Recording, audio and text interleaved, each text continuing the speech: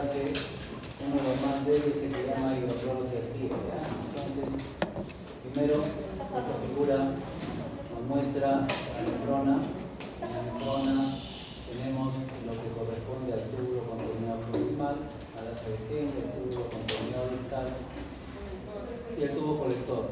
Entonces, en el túbulo contorneado proximal hay un diurético que se llama tetrazolamida, ¿no? Pero en realidad no se usa como diurético, sino se usa para el sorocho. Entonces, cuando una persona sube, ¿no?, a la altura, le da náuseas, dolor de cabeza, entonces para prevenir eso se puede usar acetazolamida. Se toma antes de subir a la altura y eso produce un poco de acidosis en el cuerpo y eso reduce entonces lo que se llama el soroche o mal de altura. No funciona bien como diurético porque el sodio que no se reabsorbe aquí se reabsorbe en el resto de la nefrona. Entonces por eso es que no funciona bien como diurético, pero tiene ese uso que les menciono en el mal de altura. Después hay otro diurético que se usa para edema cerebral. Esto es solamente como un conocimiento para ustedes. Se llama manitol. Cuando alguien se cae, se golpea la cabeza, el cerebro se hincha, el encéfalo se hincha. Entonces, para reducir el hinchazón del encéfalo, se coloca por vía endovenosa manitol y eso va a reducir el edema. Después tenemos otros diuréticos que sí son utilizados con más frecuencia, como la furosemida, la hidroclorotiazida y la espironolactona. El más eficaz de todos es la furosemida. Entonces puede producir una diuresis muy abundante. ¿Por qué? Porque bloquea la reabsorción de sodio en el asa gruesa de Henle. Tiene esta asa gruesa, yo veo que es gruesa y es más delgada, la asa gruesa se reabsorbe un 30% de sodio. Entonces cuando actúa la furosemida no deja que se reabsorba, no deja que regrese a la sangre 30% de sodio. Entonces ese sodio se queda acá, al agua y la persona orina bastante. Esta semana vamos a hacer práctica con cobayos, cuyes, y vamos a comparar los efectos de estos diuréticos que estamos mencionando. ¿Ya? Entonces eso es de la furosemida. En el túbulo contorneado distal hay otro diurético que es la hidroclorotiazida. Esta evita que se reabsorba sodio, pero más o menos en un 5%. Entonces esta evita, hace que se pierda un 30%. Este solo un 5%. Entonces este es más débil, pues, es menos eficaz. Es el único que a veces, ¿no?, por ahí en un edema de una gestante que es muy incómodo, podría usarse una dosis de hidroclorotiazida. Pero en general, repito, estos diuréticos no se usan en el embarazo, sobre todo este porque disminuye el volumen sanguíneo, bajan la presión. Si baja la presión, no llega sangre al feto. Entonces, por eso es que no se usan diuréticos en el embarazo. Excepcionalmente, muy rara vez podría usarse Feriagal, pero no porque es demasiado eficaz. Mucho sodio, mucha orina se pierde con ¿no? Se usa para insuficiencia cardíaca, para otros problemas. Y finalmente, en el túbulo contorneado distal tenemos que actúa un antagonista de la aldosterona que se llama espironolactona. Este se opone a las acciones de la aldosterona y hace que se pierda más o menos un 3% de sodio, ¿no? 3% de sodio, oponiéndose a las acciones de esta hormona que es encargada de retener sodio. Entonces la aldosterona retiene y la espironolactona se opone a la aldosterona y hace que se pierda, ¿no?, que se pierda sodio. Entonces, esos tres nombres hay que recordarlos, insisto, aunque no tengan mucha utilidad en los pacientes o las pacientes que están gestando. Este es el mecanismo de acción de la furosemida. Entonces, vamos a tratar de mencionar, como hacemos la mayoría de las veces, algunas cuestiones puntuales, más importantes, ¿ya?, para no tener dificultades. Entonces, la S significa sin portador, o también se llama cotransportador. Quiere decir que es una proteína que hace pasar desde la orina, desde el túbulo, acá está formándose la orina, hacia la sangre, transporta la orina hacia la sangre, reabsorbe sodio, potasio y cloro. Eso hace el simportador. La fuerza para que esto funcione lo da la bomba de sodio-potasio. ¿Por qué? Porque la bomba está botando sodio, entonces el sodio va a querer entrar. Solo que cuando este sodio quiere entrar, este simportador tiene asientos para otros iones, tiene sitios para otros iones. Entonces el sodio quiere entrar, porque hay poco sodio adentro, pero lo obliga a que se siente el cloro y también el potasio, y entran los tres juntos. Como el potasio es abundante adentro y lo han obligado a entrar, se escapa. Entra pero se vuelve a escapar. Y esto de que se escapa hace que este lado sea positivo. Y este cloro que sale por acá hace que este lado sea un poco más negativo. Y eso favorece la entrada de calcio y magnesio. ¿Sí? Entonces así funciona la reabsorción en la rama ascendente gruesa aquí, donde actúa la furosemida. Aquí está pasando esto, está entrando un sodio, dos cloros y un potasio, solo que el potasio se vuelve a salir y el cloro sale por acá abajo, y esa negatividad hace que entre calcio y magnesio.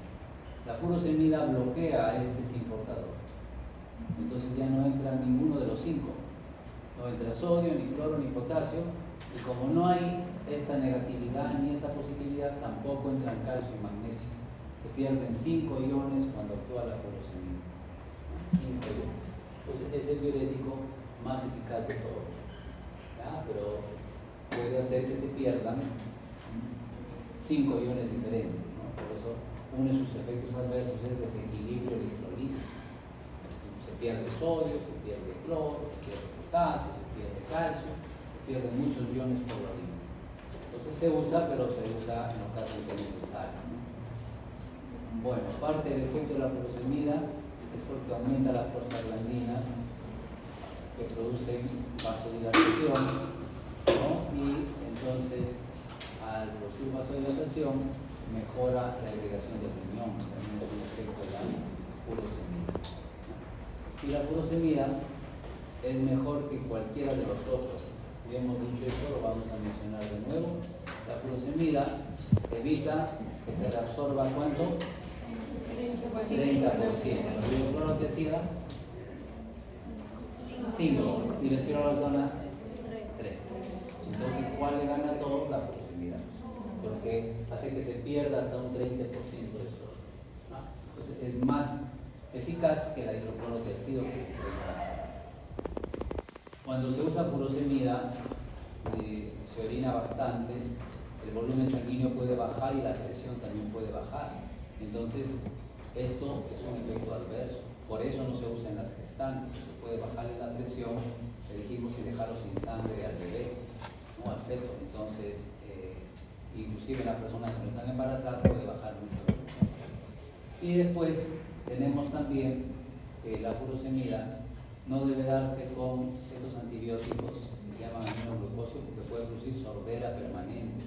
Por sí sola puede producir un poco de hipoacusia, ¿no? De sordera. Pero si se combina con aminoglucósidos, la persona puede quedar sorda, ¿no? Ya por tiempo indefinido. Entonces es otro problema que a veces genera la furosemida. Esta es la aldosterona. La aldosterona es una hormona que forma canales de sodio, que forma bombas de sodio y potasio, que forma ATP, y entonces hace que el sodio se reabsorba en el túbulo contorneado distal. ¿Sí? Entonces la aldosterona retiene sodio. Entonces cuando se usa espironolactona, que es un antagonista de la aldosterona, ya no se reabsorbe el sodio, se queda acá y aumenta la diuresis, aumenta el volumen de orina. Entonces, ese es otro medicamento que hemos dicho que se llama espironolactona, antagonista de la aldosterona, ¿ya? Entonces hace que se pierda un 3% de sodio oponiéndose a la acción de la aldosterona. Es un antagonista de la aldosterona.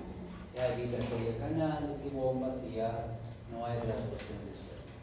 Y esa es la hidroclorotiazida que actúa a nivel del contorneo distal, bloquea este transportador que es de sodio y cloro. Si no entra sodio y no entra cloro, no entra agua, entonces también aumenta el volumen de orina. Pero no mucho, porque ¿cuánto se reabsorbe el sodio acá? 5%, solo 5%. Solamente se va a perder 5%. Con este se pierde un 3% y con este se pierde 30%. ¿Ya? Entonces, esas son las ideas que queremos que ustedes. Cuando actúa la hidroclorotiazida y bloquea y al importador, también ayuda indirectamente a que se active un intercambiador sodio-calcio, aumenta el sodio sale calcio y aumenta la reabsorción de calcio. Eso sirve, por ejemplo, a mujeres posmenopáusicas que tienen hipertensión, la hidroclorotiazida sirve porque aumenta el calcio que llega a su sangre. Entonces, eso, ven ustedes, algunas ideas nada más, no nos vamos a extender mucho sobre la parte de nivel, sobre la parte de nivel. Ahora, vamos a ver respiratorio. Entonces, cuando hablamos nosotros de respiratorio, vamos a hablar sobre todo de asma. Entonces, ahí esa figura nos muestra la diferencia entre el bronquio de una persona normal y una persona asmática. ¿No? Se entiende que el de la derecha es del asmático, acá es del asmático, y el de la persona normal, que no tiene asma. Entonces, ¿qué diferencia vemos? El músculo liso, que acá, aquí está más delgado y más largo, y aquí está más grueso, ¿no? Más ancho y más corto, más contraído. Acá es una capa más delgada, acá es una capa más gruesa. Entonces, uno de los problemas que hay en el asma es la contracción del músculo liso, ¿no? Hay una contracción del músculo liso bronquial. Además de eso, está aumentado en tamaño, está más gordo, está hipertrofiado y está en mayor cantidad. Hay una hiperplasia también, ¿no? Entonces, hay mayor cantidad de músculo liso, está más gordo, ¿no? Y está contraído. Otra diferencia que vemos es en la submucosa. Esta es la submucosa, que es la mucosa a las células, y debajo de la mucosa está la submucosa, donde hay vasos sanguíneos, algunas células de defensa. Entonces, ¿qué diferencia veo acá yo? Que acá la mucosa está edematizada, está hinchada. Además de eso, tiene varias células, ¿no? Inflamatorias. Tiene mastocitos, tiene, ¿qué es por acá? Eosinófilos, ¿cierto? Tiene miofibroblastos, ¿no?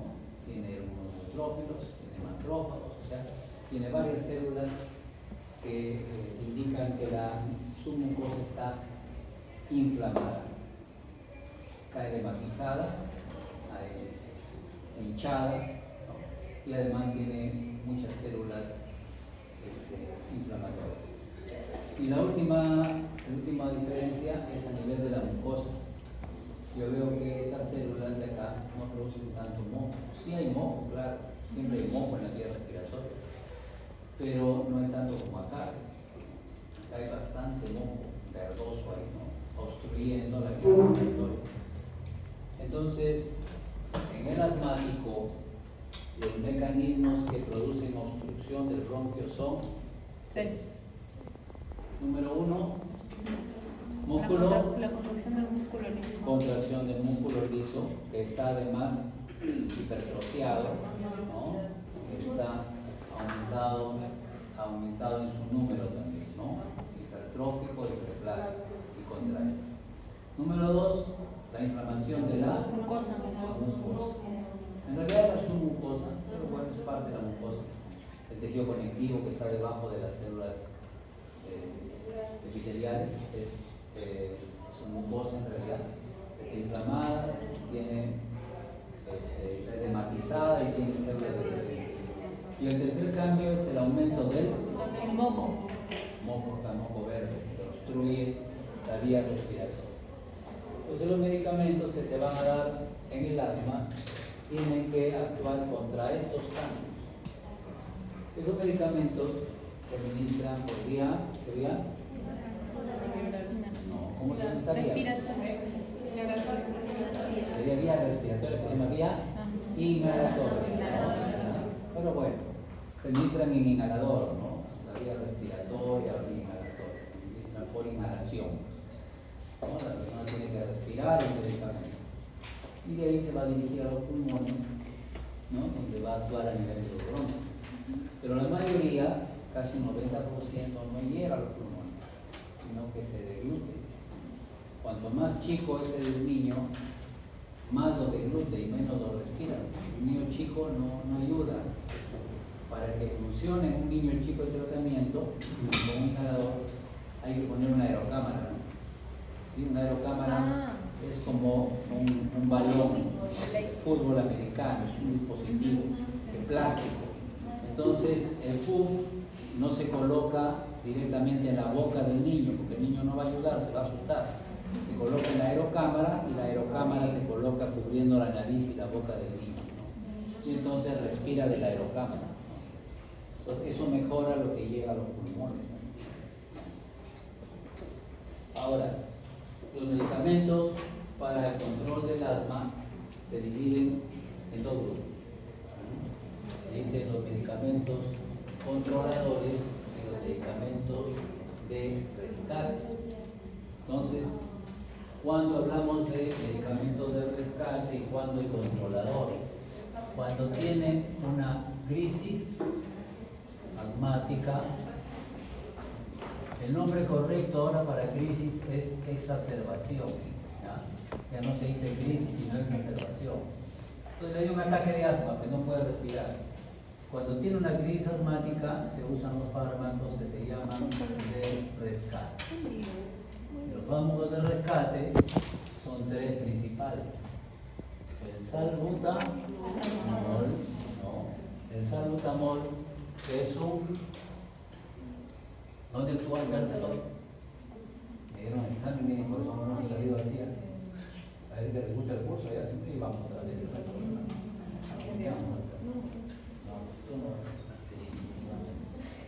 Ya nos mejoraba un poco, dos pocos, parece.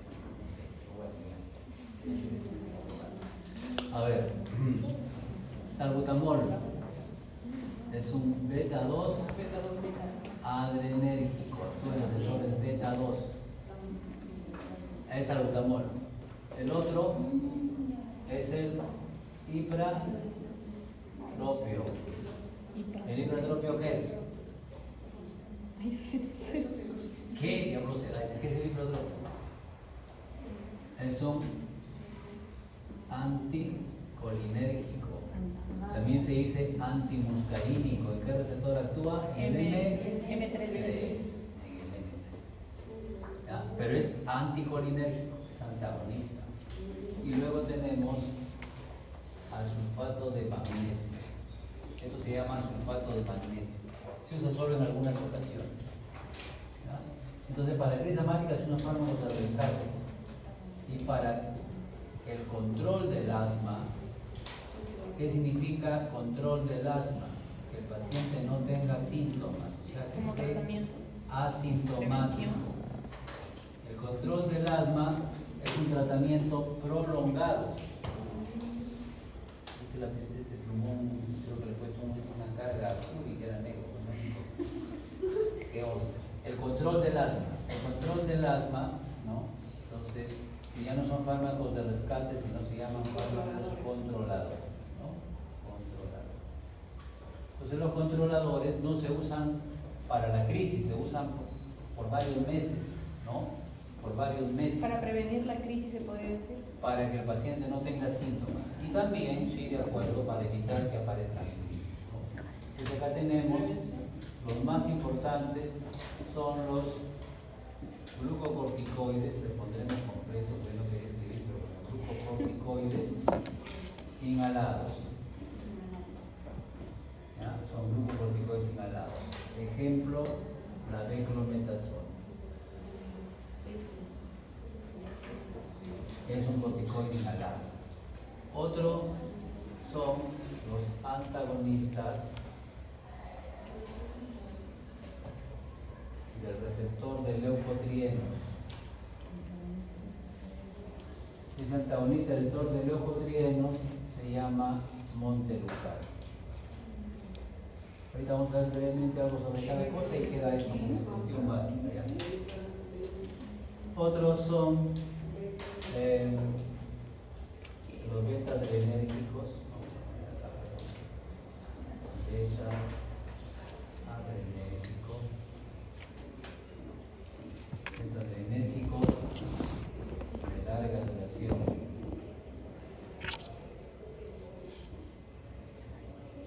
Y ese es el formoterol.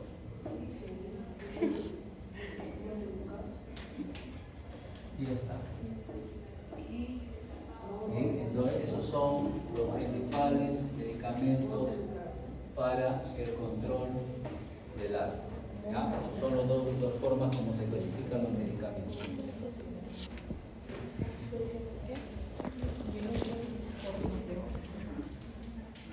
Entonces aquí me he equivocado yo. Este es el azul.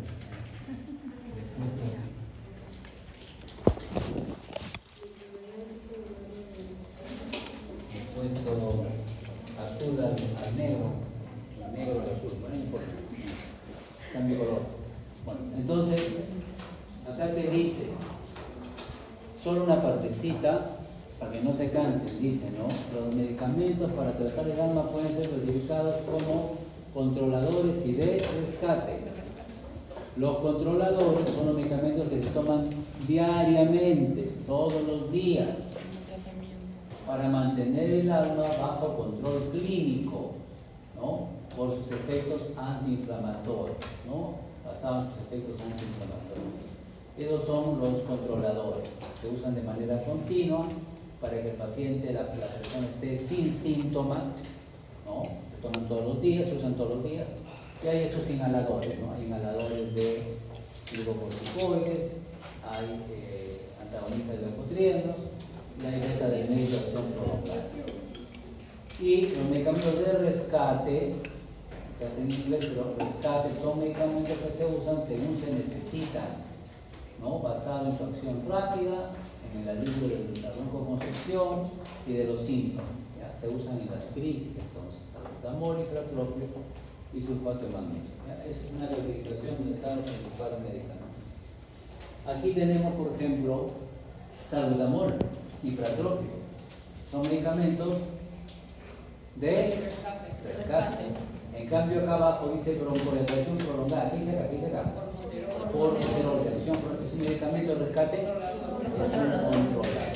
Es un controlador. Beta-adrenérgico contra acá abajo. Formoterol. ¿Está bien? Ya, ahí les dejaba los que quedan más. Y con eso se guían. Ya, si no se guían así, pues se guiarán en otro semestre. Que no creo que sea necesario. A ver, ese es como actúan los beta-2 adrenérgicos, como el salbutamol. ¿Ya? Entonces, esto de acá lo vamos a revisar con detalle, con calma, en tocolíticos. ¿Qué son tocolíticos? No saben qué son tocolíticos, que como una estudiante que te dice, bueno, justamente está en Quito. ¿Qué es un tocolítico? Litos piedra, dice, toco piedra entonces. ¿Qué es un tocolítico? Un tocolítico es lo que relaja el útero. No sabía.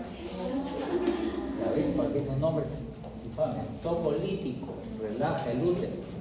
¿Quiénes les dije yo que relajaban el útero? La ritrodrina y el isoprina. Isoprina, sí se acuerda, ritrodrina, isoprina. ¿Juan más, no? ¿Otro está Rodríguez eres tú? Unas carabinas. Sí. Me salió más o menos. Bueno, ya. A ver. Entonces, los tocolíticos, al igual que el salbutamol y el fenoterol, o formoterol, perdón, actúan así, ¿no? Y esto ya hemos visto, aumentan el AMP cíclico, y, perdón, hacen que salga potasio, hacen que entre sodio y salga calcio, bloquean a la miocina sinasa, todos varios mecanismos para que haya relajación. ¿Sí? Entonces, esto de acá es cómo se produce la broncodilatación. Entonces, ¿en dónde actuaría el salbutamol? Que es un relajante ¿de quién? ¿De quién? Del músculo. Del músculo liso. Entonces, para relajar el músculo liso tenemos el salbutamol, que relaja el músculo liso, el hipratropio, que también relaja el músculo liso, y el sulfato de magnesio, que también relaja el músculo liso. En cambio, los glucocorticoides inhalados no relajan directamente el músculo liso. Entonces, ¿qué hacen? Los glucocorticoides disminuyen la inflamación, disminuyen las células edemas, disminuyen la inflamación. Y los antagonistas de leucotrienos, como el montelukast, ¿cierto?, también disminuyen la inflamación, pero lo hacen sobre todo reduciendo la síntesis de leucotrienos en los mastocitos. Ahora, ¿quién reduce la secreción de moco? Aquí en el músculo actúan los salbutamol y actúa el hipratropio. Aquí actúan en la inflamación, actúan los glucocorticoides y los antagonistas de leucotrienos. ¿Y quién reduce la formación de moco? El formoterol. No, la formación de moco también la reduce el hipratropio. También. También es un anticolinérgico, disminuye la secreción de moco. Hoy vamos a ver. Sería más efectivo. Hoy vamos a ver cómo lo hacemos. Bueno, entonces el beta 2 que produce broncodilatación. Ahí está el salbutamol. Ya ustedes lo leen, por favor. ¿Ya? Lo leen ahí en la cara diapositiva. A mí no me gusta leer, o sea, me gusta estar leyendo. Quizás acá está el segundo mensajero que usa. El inicio de acción en 5 minutos. Cuando comienza el asmático a inhalar, más o menos en 5 a 15 minutos ya el efecto ya se siente mejor. Entonces, es el tiempo para iniciar acción. Es mejor que el hipratropio. Como actúa el receptor de beta 2, ¿qué va a pasar en el corazón? Taquicardia. Todo el que inhala, todo el asmático que inhala su salbutamol, siente que su corazón se acelera. Siempre va a haber un poco de taquicardia. Bueno, unas cositas para que lo tengan en cuenta. Y esto es cómo va a actuar el hipratropio. ¿En qué receptores va a actuar? M3. En el músculo liso. Entonces, el músculo liso tiene receptores M3. Cuando actúa la acetilcolina en el receptor M3, ¿qué pasa con el músculo liso? Se contrae. Entonces, el hipratropio, ¿qué es? Es un anticolinérgico. Es contra la acetilcolina. Entonces, lo relaja. ¿Sí? A ver, estás pensando tú, ¿qué dices? ¿Sí? Será. Vamos a hacer. Tiene que tratar de comprender las ideas fundamentales. ¿Sí? La acetilcolina lo contrae al músculo liso. Pero el hipratropio, ¿qué hace?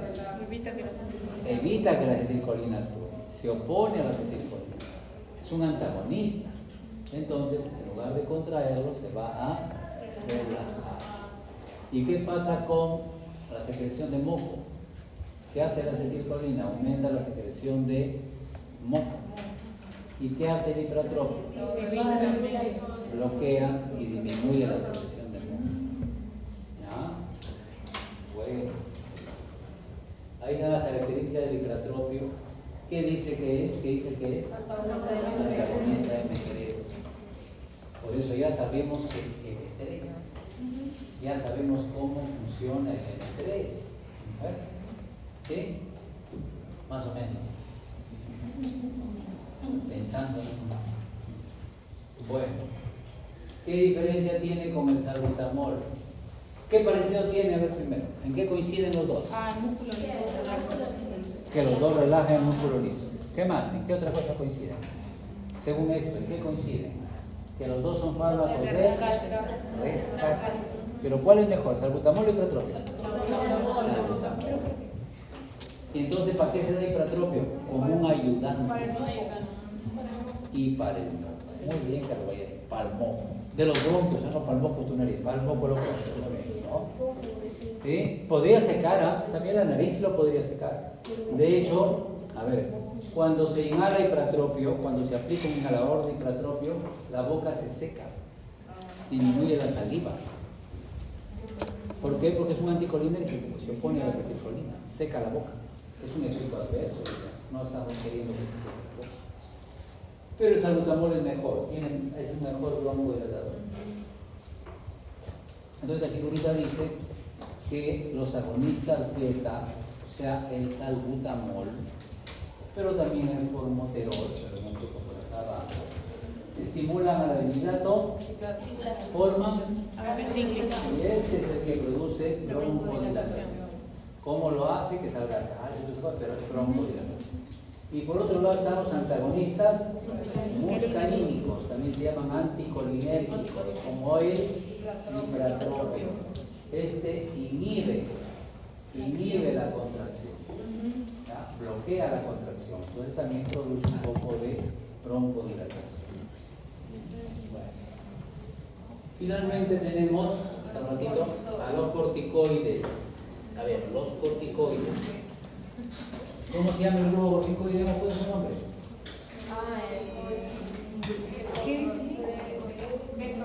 ¿Qué dice? Beclometasona. Ahí está apuntado. Ahí está apuntado. Bueno, me digan que no lo han puesto. ¿Ya? Beclometasona. Los corticoides actúan a dos niveles. Actúan en el citosol, en el citoplasma, y actúan en el núcleo. ¿Ya? En el núcleo. En dos niveles. Citoplasma y núcleo. Su efecto principal es en el núcleo. Citoplasma y qué? Citoplasma y núcleo. Su efecto principal es en el núcleo, pero en el citoplasma hacen una cosa interesante, que es translocar, o sea, mover los receptores beta 2 hacia la membrana. ¿Ya? O sea, ubicar los receptores beta 2 que están aquí descansando en la membrana. ¿Qué pasa si el receptor beta 2 es colocado en la membrana? ¿Quién va a actuar ahí en ese receptor beta 2? ¿Quién actúa en el receptor beta 2? Salbutamol. Quiere decir que los glucocorticoides y los beta 2 adrenérgicos, como dice su compañera, se ayudan, pero tienen un nombre en farmacología. Cuando dos actúan para mejorar la respuesta, tiene un efecto sinérgico. ¿Ya? Entonces eso hay que entender. Y ahí está. Para que el asmático no tenga síntomas, generalmente se le dan glucocorticoides inhalados. ¿Qué hacen los glucocorticoides inhalados? Sobre todo, disminuyen la inflamación. Acá dice proteínas antiinflamatorias. Disminuyen. ¿Sí? Aumentan las proteínas antiinflamatorias y disminuyen las proteínas inflamatorias. ¿Ya? Entonces, son potentes antiinflamatorios, disminuyen las citocinas, disminuyen las quimioquinas, disminuyen a la ciclooxigenasa 2 inducible. ¿Ya? Entonces, como disminuyen las proteínas inflamatorias, el paciente está mejor, la persona está mejor. ¿Ya? Entonces, ese es el efecto principal de los glucocorticoides y se da en el núcleo. Pero además mueven los receptores beta 2 a la membrana para que puedan ayudar a la acción del salbutamol.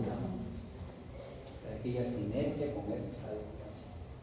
Pues acá dice que los glucocorticoides inhalados, como la beclometasona, que es un glucocorticoide inhalado, aumentan proteínas antiinflamatorias, aumentan los receptores beta 2 en la membrana y forman también algunas enzimas.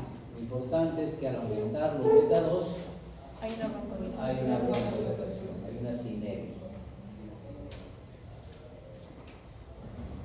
Bueno, y estos son los antagonistas de leucotrienos. Acá con nombre, ¿qué se cae? ¿Ya? En el asmático, entonces, el ácido araquidónico puede ser convertido por la lipoxigenasa, el ácido araquidónico, en leucotrienos. Y los leucotrienos en los bronquios del asmático, ¿qué cosa hacen? se unen a su receptor. Contracción. Y producen, ¿qué dice acá? Contracción. Contracción del músculo Liso. liso. No voy a aprender un inglés, músculo liso. Ya saben que smooth es liso. ¿Ya? Así con la diapositiva, porque una diapositiva que es smooth, pero ahorita como dice contracción del músculo liso, músculo liso. Migración de los eosinófilos y edema. Eso hacen los leucotrienos. Entonces, para evitar que actúen los leucotrienos se usa la voz del monte, ¿no? El monte, dicen, por los cerros, el monte, ya. Monte Lucas. Monte Lucas, ¿no? ¿Qué hace el monte Lucas? Bloquea el receptor de los leucotrienos. Es un antagonista del receptor del leucotrieno. Como ya no puede actuar los leucotrienos, va a haber menos contracción, va a haber menos eosinófilos, va a haber menos Edema. edema. ¿Sí? No. Entonces, eso es lo relacionado con el asma. Ahora, este también es un medicamento controlador, pero no lo hemos mencionado antes, esto lo estamos mencionando ahorita. ¿Qué pasa? Que cuando una persona, ahorita lo vas a explicar, ten paciencia. ¿Dónde está el medicamento? Ahorita vamos a ver. Ahorita vamos a ver. A ver, hay asmáticos que usan salbutamol de vez en cuando y se controlan. Y no necesitan usar más, porque su asma es leve. Cuando se siente un poquito mal, toma un poquito de salbutamol y ahí a veces le pasa y no le vuelve a dar en 3 semanas, 4 semanas. Hay asmáticos así. Hay otros asmáticos que tienen crisis más frecuentes. Entonces, aparte del salbutamol, tienen que usar un controlador. Y esos asmáticos que tienen crisis más frecuentes usan dexametasona o fluticasona, así. Todos los días tienen que inhalar una vez al día su dexametasona para que estén sin síntomas. Pero hay asmáticos que con esto siguen mal. Entonces, a este de acá se le combina un antileucotrieno o se le combina un formoterol y siguen mal. Se les da prednisona ya, como no se curan con el medicamento inhalado, prednisona. Se les da corticoide por la boca y siguen mal. Entonces, esa asma grave no es un asma común, es un asma grave, no controlada. Es un asma grave, no controlada. Eso necesita una investigación. Hay que tomar muestras de sangre, hay que ver qué pasa. Entonces hay 3 posibilidades. Una, que tenga mucha inmunoglobulina E, mucho anticuerpo, mucha inmunoglobulina E en su sangre, por eso no se mejora. Otro, que tenga demasiados eosinófilos. Y el otro, que tenga demasiados neutrófilos en la sangre, por culpa del asma. Cuando hay demasiada inmunoglobulina E, se da un medicamento que se llama omalizumab. Queda como conocimiento nada más, ya solo para que sepan, porque esto no es seguro en la gestante.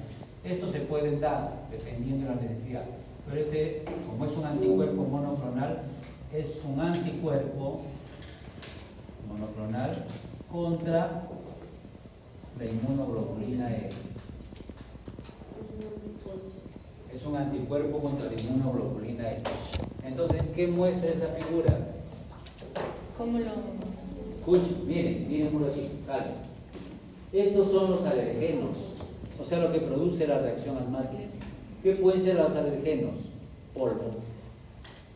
¿Qué pueden ser los alergenos? Heces de cucarachas. ¿Qué pueden ser los alergenos? Ácaros, que están en las camas, microscópicos, ¿no? ¿Qué puede ser un alergeno? Olor a gasolina, ¿no? Humo de tabaco, humo de que cocinan con leña, humo. Todo eso puede ser alergenos. Entonces, cuando el asmático respira eso, estos alergenos, miren, se pegan a los anticuerpos. Y los anticuerpos se pegan a los linfocitos B, que se convierten en células plasmáticas que producen más anticuerpos, más inmunoglobulina E. ¿Y esa inmunoglobulina E a quién se está pegando? Al mastocito. Al mastocito, está haciendo que libere ¿qué cosa? Entonces, cuando hay un asmático que tiene demasiada inmunoglobulina E, no se cura con nada de esto. Y hay que darle, que se haga omalizumab. El omalizumab es un anticuerpo que se une a otro anticuerpo. Es un anticuerpo que neutraliza otro anticuerpo. De modo de que ya no lo deja Que se una unirse al mastocito y ya no hay mediador. Ya no. Y se mejora la persona. Esto tenemos, ¿ya? ¿Qué hacen mujeres? Esto tenemos. ¿Cuál es el problema? Primero es que es un medicamento caro. 3.000 soles la ampolla. ¿Qué? 3.000 soles la ampolla. Entonces, con eso pago todos mis ciclos. ¿Ya? Entonces, bueno, no sé, ¿ya? Más o menos.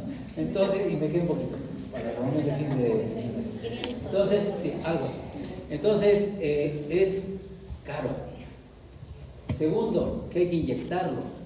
No viene en inhalador, no viene en jarabe, en pastillas, hay que inyectarlo, intramuscular, endovenoso, subcutáneo, hay que inyectarlo. ¿Por qué? Porque es una proteína. Es un anticuerpo, y los anticuerpos, como son proteínas, si tú lo tomas, se destruyen en el ácido clorhídrico de tu estómago. ¿Sí? Y solo se usa una vez que se ha investigado y tiene mucha inmunoglobulina. Solo en ese caso se utiliza. ¿Se entendió? ¿Sí? Listo. Hasta ahí tenemos respiratorio. Es un mucolítico y un expectorante. El expectorante es un mucolítico. Relaja. Mucolítico. El mucolítico disuelve al moco, porque dice lisis del moco. O sea, rompe las proteínas del moco. Degrada. Como el moco es espeso, a veces toses y el moco es muy denso, muy espeso, hay que disolverlo.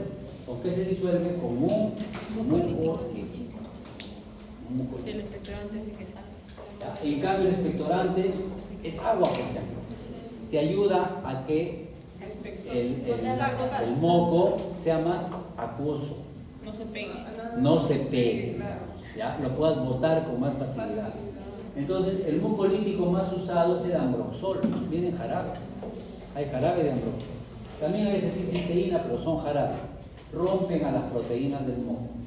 Y el expectorante es lo que hace que se agregue agua al moco. ¿Cuál es el expectorante que usan las abuelas, los abuelitos, sobre todo en la sierra, que no sé cuánto? Dicen para que expectores. ¿Qué le echan? Agua, pero ¿qué le echan al agua? Lo hierven todavía, no se lo respires. Eucalipto. ¿Qué michi se acá? ¿Qué michi se acá? Eucalipto. O sea que las abuelas tenían razón. Por eso es eso para el COVID. Para expectorar. Pero no por el COVID, ayuda a expectorar. Sí, pues ¿Ya? Listo. Voy a hacer un pequeño trámite, no se vayan a jugar, pero como que tienen un descanso de unos 5 minutos. Y regreso.